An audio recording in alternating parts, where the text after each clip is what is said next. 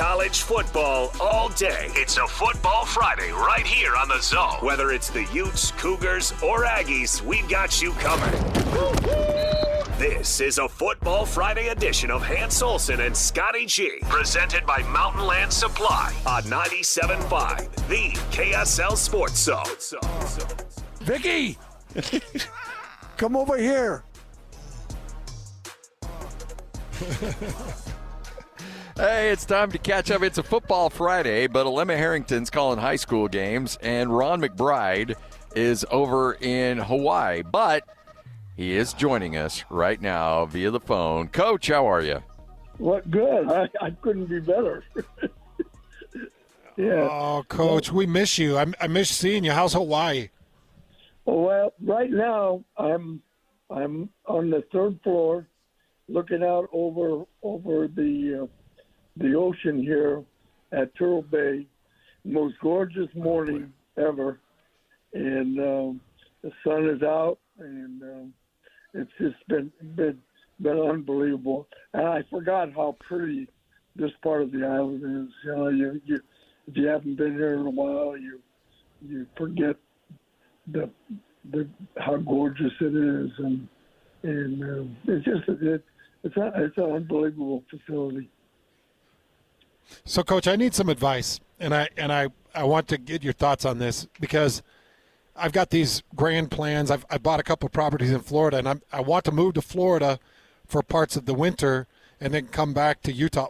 Why don't you move out to Hawaii? You're basically the mayor of that area. Why did you never move out there, or at least do a part-time out there? Well, that's a good question, because I don't think I don't know if Vicky would have been for moving to Hawaii for a period of time, and then kind of when I got to that point when I retired, up at Weber, maybe I was kind of aged out on all that stuff, and it just, but it is, you forget the beauty of it and the people and all that, it's just unbelievable. Is high school football as healthy there as it's ever been? Yeah, well, you know what? It's interesting because once you're here, you start getting all the stories, right, from every place. Okay, you get the stories from what's going on over at what's going on at Kahuku, which is positive because they're going to be in the state finals, or you find out the negative things that are happening at St. Louis, where they lost. They have to travel around to find fields to play on, or where they have their games, and then of course everybody's quite happy with Timmy Chang at UH because I think their record is good and they played well, and so now that people are worried that he may leave, if he has an opportunity. No. So yeah. So anyways, but so it's the usual thing over here. It's pluses and minuses, with the football programs and what's going on. But go ahead. How's the charity golf tournament coming along? Good. Well, we're having on Saturday. We're having a get-together over here at the Marriott, and it's going to be almost all former players, union representatives, hospital representatives, plus the people that are here. So the group I came over with are all investors in projects here in Hawaii, and big investors. So, they'll all be there. So, yeah, it's quite a group. The coach, Ron McBride, with us right here on 97.5, the KSL Sports Zone. Were you surprised after what you saw Texas Tech do to Utah? Were you surprised that BYU had the struggles that they had in that game? Not really, no, because it just, of all the teams that I saw in person this year, Texas Tech was the best team I saw in person. And I think that Utah's a close second. And then you got and BYU, you got to give BYU credit because those guys play. They no matter who they're playing, they're going to play until the last man is counted out. And if BYU had a chance to play Texas Tech again, I'm sure they learned a lot from that game. But Texas Tech is a pretty special group. So, Coach, if you kind of go back to your years of coaching, whether it was Mount West Conference or WAC or whatever form that you were coaching in, you're coming down the stretch in conference play. Both BYU and Utah have 3 games left. Both of them truly do control their destiny. What type of mentality as a coach are you carrying into practice, and what are you telling your guys? Because BYU's lost their wiggle room. They've got to find a way to win all 3. Utah's lost their wiggle room. They got to win all 3. How are you managing the anxieties? How are you managing practices and trying to get the mindset of these players right? So what you've done is in the off season you prepared your team for this run. You prepared them for this time of year, and if you've done it right, you should have a lot left in the tank to finish out, because you've actually prepared your team for this mentally in the off season. And so both coaches, I know Kyle completely understands that, particularly Doug Alisai in the weight room, he understands it, and the people that are all the background people understand it. So they're preparing, their teams for this end run. And it's done a long time ago. So knowing the people at BYU and the people at Utah, I think both teams will be at their best to finish out the last 3 games. So you look at let's go to BYU welcoming in TCU. TCU hasn't been great this year. They've had their issues. Do you worry that BYU might have a little bit of a hangover off of that loss, or do you anticipate Kalani and his crew will take care of business and maybe take some frustration out on those guys? Well, I think that I think TCU is a pretty legit team, but they're coming into BYU. I think BYU, if I know the type of players they have, those guys are upset. They're mad. They're not feeling sorry for themselves. They're a pretty mature group, So I would expect BYU to come out and play extremely well and probably take over the game early in the first drive of the third quarter. I would think that BYU will be controlling this game. Coach, how would you manage your running backs with any type of injury? Because L.J. Martin didn't look totally whole against Texas Tech. From what I understand, got out of that game unscathed, so had another week to heal. But how would you manage your running backs through a week of practice when they were dealing with a shoulder as compared to maybe a leg? Well, what you do is you put a red vest on them, and they're untouchable in practice. Don't hit them. Don't try to rake the ball out. Don't do anything to disrupt them and make sure that because I tell you what, the running back at BYU is invaluable because they don't have guys behind him. So that guy has to be at his absolute best. And so they don't have the luxury of saying, okay, LJ can't go, but our next guy up is just as good. But they don't have that luxury. How do you look at, with what you saw the University of Utah coming off the bye week, how confident are you that they will not just handle Baylor, but, end the season on this hot streak that they've been on over the last 2 weeks? Well, I think right now they're a really good football team. I look for them to run the ball on Baylor and probably dominate from the run game. And if their run game is what it's been in the past, it'll open up the throw game. It'll be, I think it'll be, Utah in the second half. I think we'll win this game by a couple of touchdowns. Coach, when you gave Jason Beck his initial opportunity in starting coaching, why did you give it to him? What did you see in him that made you think, I'm going to hire this guy? And as you've watched him grow, how impressed are you with him through his growth and especially with what he's done this year? Well, he had really good references, from people that I knew, and said that this guy, is going to really be a great quarterback guy, very smart, and he remind me a lot of Kevin McGivern when we hired him. That he had the same qualities, kind of quiet but very efficient, very smart. And very much a team guy, not an eye guy.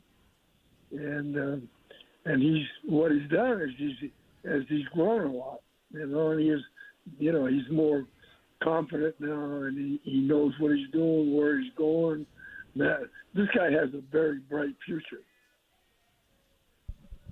Devin Dampier appears to be healthy.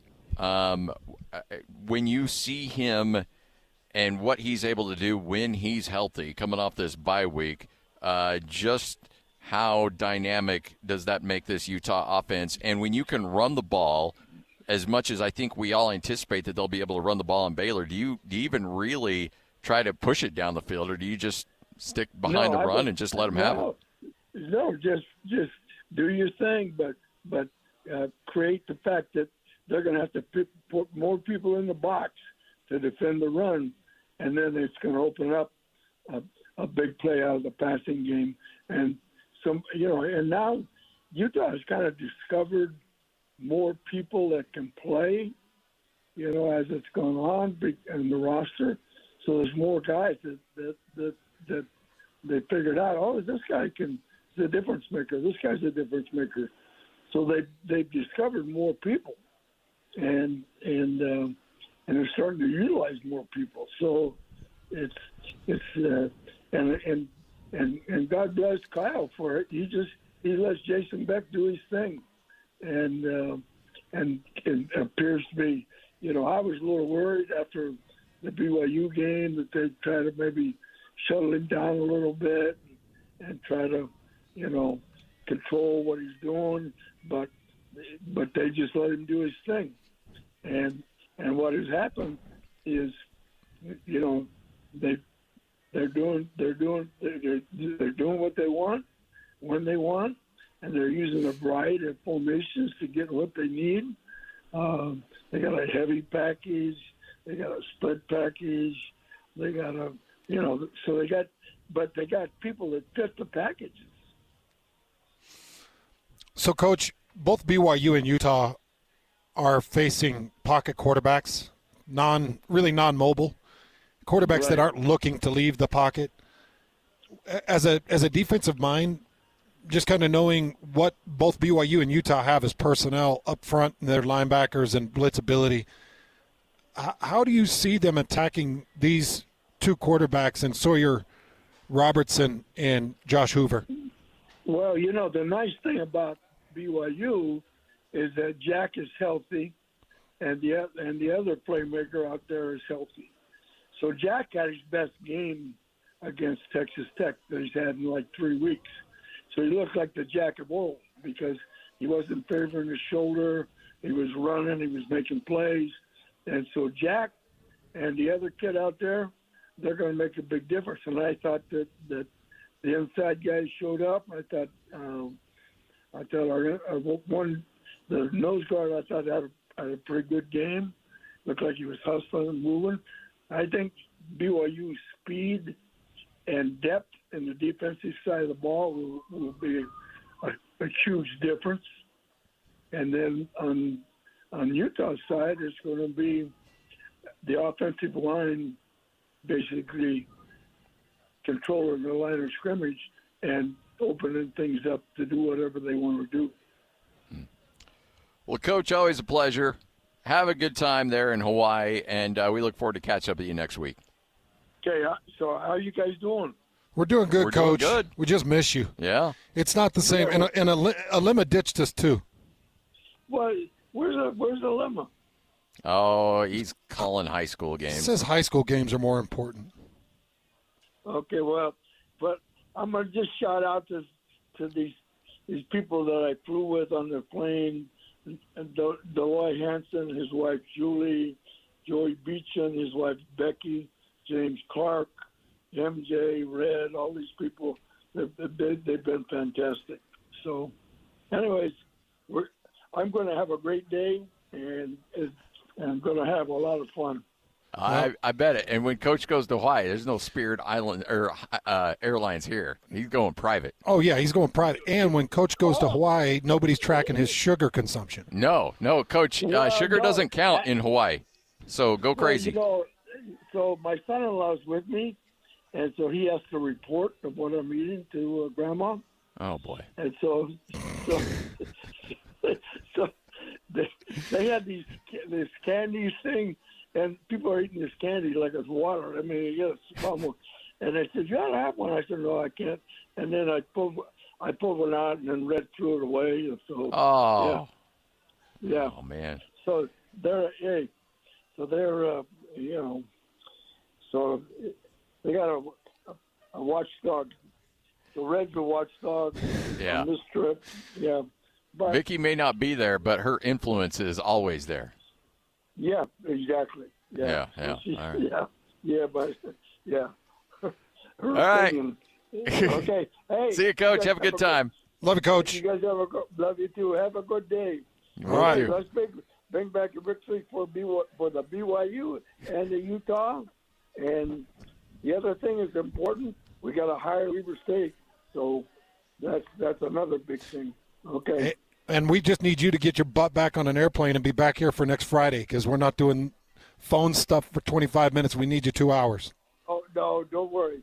Hey, I feel guilty for not being there. So, hey, I'll fulfill my requirement, and I'll be glad to be back, and I miss your company. But, hey, this was a trip I had to go on. Oh, yeah. Sorry. All right, brother. Okay. See you, Coach. See you, Coach. When those heavy hitters say we're taking you to Turtle Bay and you're hopping on our private plane, you don't say no to that.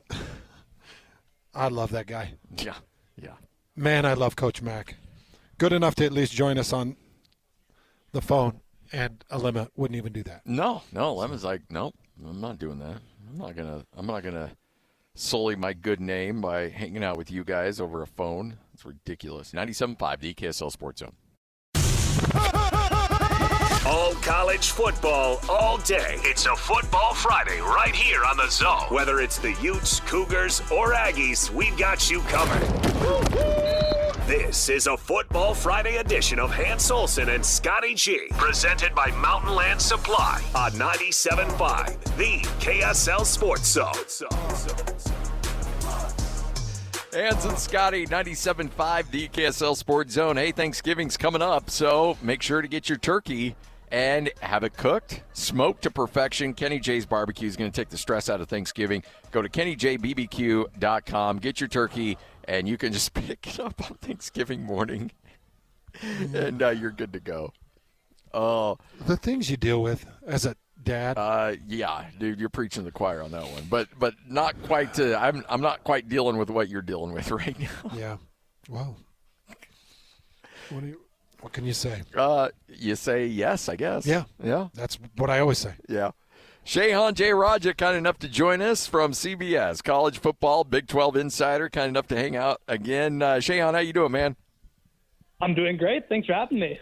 Great to have you on. It's always good to chat with you. All right, so the Big 12, it looks like Texas Tech has got a firm grasp on this conference, but there's this jockeying for number 2.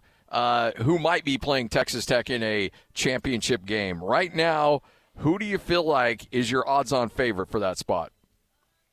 Yeah, I'm not overthinking it. It's still BYU to me. They obviously only have one loss overall and in conference play, and they still have a couple opportunities that obviously they have to get through with TCU and Cincinnati, two pretty good teams. But I think that people are undervaluing BYU because of what happened on Saturday against a team that I think will maybe be in the Final Four teams in college football. I think Texas Tech is really good, but I think that BYU is also really good. So still give me BYU to make it, though obviously there are a couple other teams still in the mix. So, Shehan, as you diagnose this conference and you look at the college football playoffs, the current landscape of the top 25, is this a one bid, is it a two bid, or is it a three bid league? I think they're in good shape to be a two-bid league. So when you look at the standings right now, obviously, there are three teams in the top 13. Two of the teams ahead of them at least, are likely to lose in Texas and Oklahoma. Texas goes on the road to Georgia this weekend. Oklahoma goes on the road to play Alabama. So let's just say, for hypothetical sake, that those two teams essentially get knocked out. Well, I mean, again, the next team out there is going to be BYU, and BYU has a couple opportunities left. Again, let's say that they beat Cincinnati, which is a top 25 team right now. Let's say they beat TCU, which is a top 40 team right now. I think it's going to be very hard, even if they lose a Big 12 title game, to keep them out of the mix. Now, let's say that BYU loses another one of those games, and maybe you get Utah in the Big 12 title game, or maybe Utah is the first team out of the Big 12 title game, and they end the season at 10-2. Well, I think that Utah, with the way that the committee has treated them and respected them, would still be in very good shape to step up into that spot. So I think that right now the league is in good shape to get to, but again, you just never know how the committee is going to feel things out. So we're just looking at a bunch of different alternatives. Let's say BYU plays Texas Tech in the Big 12 championship game, and Texas Tech wins that game again convincingly, same score, 29-7, and Utah runs the table and continues to blow out opponents for the final three games of the year. Could Utah be the beneficiary of not playing in a Big 12 championship game and maybe sliding in over BYU? Look, anything is possible, like you said, but I think that's very difficult for me to see, because in that scenario, obviously BYU would pick up a second loss on conference championship weekend, yes. But heading into that weekend, they'd be a one-loss team. And we saw SMU last year when they lost to Clemson. They essentially were not punished by the committee because, just to be frank, it is an existential issue if the committee punishes a team for making it to the postseason. That's not something that I think they're going to want to do, and I don't think that's something that they should do, to be frank. So if you're treating it like that, right, you're talking about an 11-1 BYU team versus a 10-2 Utah team, where the 11-1 team has a head-to-head victory over the other. Now, let's be clear. The analytic systems really love Utah. They think that Utah is a much higher quality team than BYU. And frankly, if I was advising Kalani Sitake, I would tell him, man, you got to lay the hammer in some of these early season games, right? I think back to that West Virginia game where the game was totally over, but nominally it was 42-28. Those are the kind of games. No, man, you just got to make him 49-7. You just have to. But that's beside the point. I think that ultimately it is just way too hard to think that they would move a team with more losses in the regular season and a head-to-head loss against the other team over that other team. Shehan, are you kind of getting a feel for any names or individuals that might be taking that Oklahoma State job, and you feeling like there's any other hot seats in the Big 12? Well, I think for Oklahoma State, the name to beat is Eric Morris at North Texas. It just feels, frankly, to me, too obvious. So, he's from West Texas. He played at Texas Tech. He is a very Big 12-y coach, in my opinion, coming from the air raid background. He was of course, at North Texas. He was on Texas Tech staff under Cliff Kingsbury. He played a part in developing Patrick Mahomes. It just feels like such an obvious and natural transition from Mike Gundy to go to somebody else. And for people who don't know, West Texas is not that far from Oklahoma State. Oklahoma State's a little bit like in the western part of Oklahoma. So, that is, again, kind of a natural connection point, let's call it. So, to me, he is the obvious candidate to beat. Now, what becomes interesting is if one of these Texas jobs open. I think that Baylor's situation is frankly bizarre right now after the whole athletic director situation. And talking to some people around campus, they think that maybe the athletic director being in turmoil means that you can't make a coaching change on this timeline. As somebody who obviously has been around Baylor for a long time, I think that would be a really bad situation to bring this coaching staff back, but they might kind of be forced into it in some way. So I think that that's certainly a job to keep an eye on. But, I think of the others that kind of you would think might make a coaching change. I think that, Utah, if they have a good finish to the season, I think that's Kyle Whittingham. It's not exactly a secret, is probably close to ready to retire. I think that Colorado with Deion Sanders, with the way that some things have gone, and also his health situation, similar sort of deal. And then it just becomes a question of, do any other coaches get poached? I think that the obvious one would be Matt Campbell at Iowa State. But we've been saying that for just about 5 years at this point, and he's still at Iowa State. So those would be the ones to most keep an eye on, I'd say. Are you surprised? And by the way, I am turning into a big Luke Fickell fan because I love a university that says, no, you know what? We're not going to overreact. We're going to let this guy do his thing. Were you surprised that Wisconsin's holding on to their coach? Yeah, I was, to be honest, because, you talk about some of the losses that they've had this year. They have had some of the worst losses in the history of Wisconsin football. But, there's a couple pieces to this, right? You kind of allude to it. I think, I want to pick my words carefully, but I think that this is the moment that coaches are probably less valuable than they've ever been in the history of college football. And what I mean by that is, you are so dependent on investment by your athletic department from a player acquisition perspective. If you don't have a certain amount of money to work with, it doesn't really matter what you're doing as a head coach. Now, I think that Luke Fickell has not done a great job as a head coach. On top of that, I think that he's made some choices at offensive coordinator that have clearly not worked out, and he's going to have to figure some of that out. But I do think that, if you're Wisconsin, if you fire him right now, then the next guy is taking over a total crater of a program. That's a tough position to be in. And two, you're doing it minus $25 million in buyout money. So, I don't think that anybody in Madison right now is especially thrilled with the fact that Luke Fickell is going to be back. But, a dynamic that I've kind of pointed to a lot is the idea that there has been the kind of SEC mindset of fire, out, out. And there's been the Big Ten mindset of let's build something, let's have some patience. And I think that it's kind of heartening to see that the Big Ten, despite, the James Franklin situation, is still very much a patience development type conference. And when you look at the fact that two Big Ten teams have won the last two national championships and that the top two teams in college football this year are from the Big Ten, I don't think it's a coincidence. When you look at Baylor against Utah, TCU on the road against BYU, do you anticipate a Utah sweep there? And if there's a game that you think could be a problem for one of the in-state schools, what would it be? Well, it's not going to be Utah against Baylor. Baylor, I think, is in really rough shape right now. And on top of that, you talk about the issues that Baylor has had. They cannot stop the run, and now they're going to go play Utah. That could be a disastrous game for Baylor. By the way, in the middle of all of this off-field turmoil with the athletic director and with them potentially being forced to bring Dave Aranda back. So I think that Utah has no worries whatsoever. I think TCU is a pretty high-quality team, to be frank. They're a team that is really good in the passing game. They've got a good quarterback in Josh Hoover. I think that they're better on defense than people realize. Not elite, but I think a solid unit.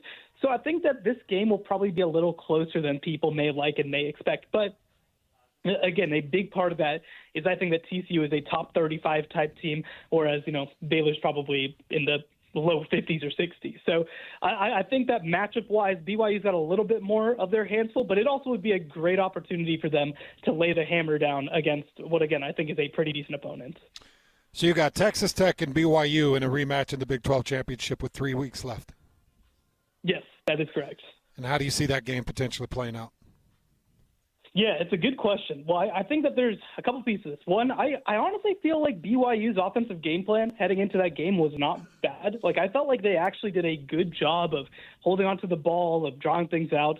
But I think that the biggest thing that I hope that they learn from what happened in Lubbock, which I was obviously out there for, is you can't put training wheels on Bear Bachmeier.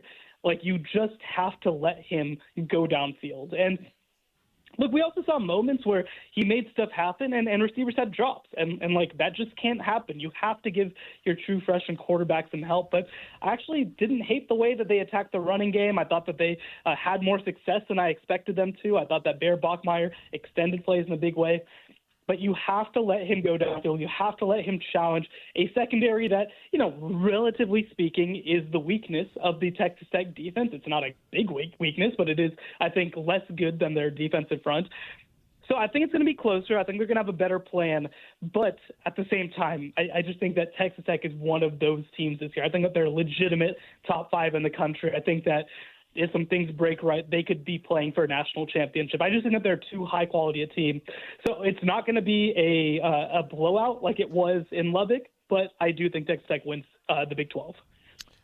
Well, we appreciate it, Shehan. Thanks for joining us. Enjoy the games this weekend. Let's do it again here soon. Sounds good. Thanks for having me. You got it. Shehan Jeyarajah right here on 97.5, the KSL Sports Zone. Telling BYU fans, don't panic. You're going to be all right. All right, we continue on with Football Fridays. Coming up next, Hans and Scotty. This is 97.5, the KSL Sports Zone.